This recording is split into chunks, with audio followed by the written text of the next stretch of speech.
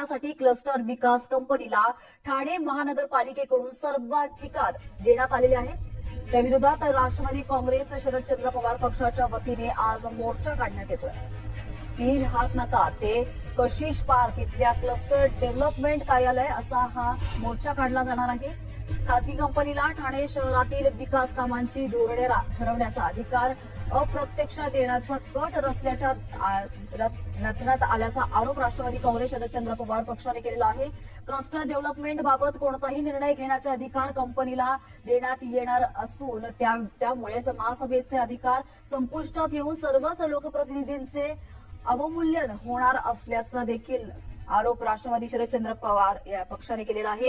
याबद्दल अधिकची माहिती देण्यासाठी आपल्यासोबत अजित मांढरे आपले प्रतिनिधी जोडले गेलेले आहेत। अजित, काय अधिकची अपडेट याबद्दल? आपण पाहू शकतो ठाण्यात पवारांच्या राष्ट्रवादीकडून मोर्चा काढण्यात आलेला आहे। ठाण्यातील क्लस्टर योजनेविरोधात हा मोर्चा आहे। दरम्यान मोठ्या संख्येने राष्ट्रवादीचे कार्यकर्ते यामध्ये सामील झालेले आहे। ठाण्यातील क्लस्टर योजनेविरोधात मोर्चा काढण्यात आलेला आहे।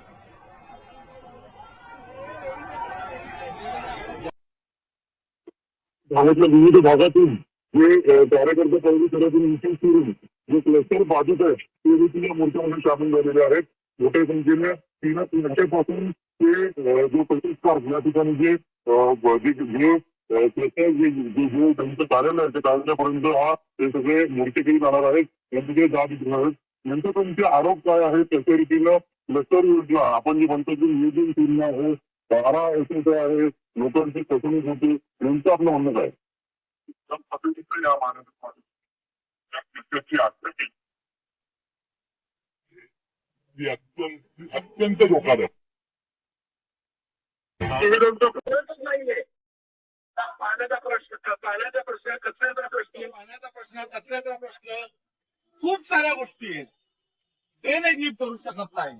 आणि 12चा एमएसआय देऊन ठाणे महानगरपालिका 20% लोक आता जेवढे असतील म्हणजे त्या क्लस्टरमध्ये 20%च लोकांचा कंपनी आहे, या कंपनीला स्वतंत्र अधिकार दिले जाणार आहेत। सगळे त्यांनी ठरवायचं कुठली इमारत क्लस्टरमध्ये जाईल कुठली राहील। तेच सांगतोय, त्या कंपनीला जे अधिकार दिले त्या अधिकारातून 80% फायदा त्या कंपनीला होईल असं केलेलं आहे।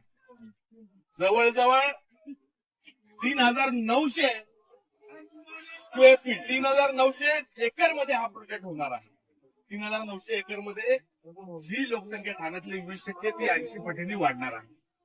हा सगळा बऱ्याच ठिकाणी क्लस्टरमध्ये लोक जात आहेत, त्यांचं म्हणणं आहे की क्लस्टर योजना होते, स्वतः उपमुख्यमंत्री एकनाथ शिंदे याबाबत बोलतायत की क्लस्टर योजना लोकांना आवडते, काही इमारत देखील तयार झालेल्या आहेत।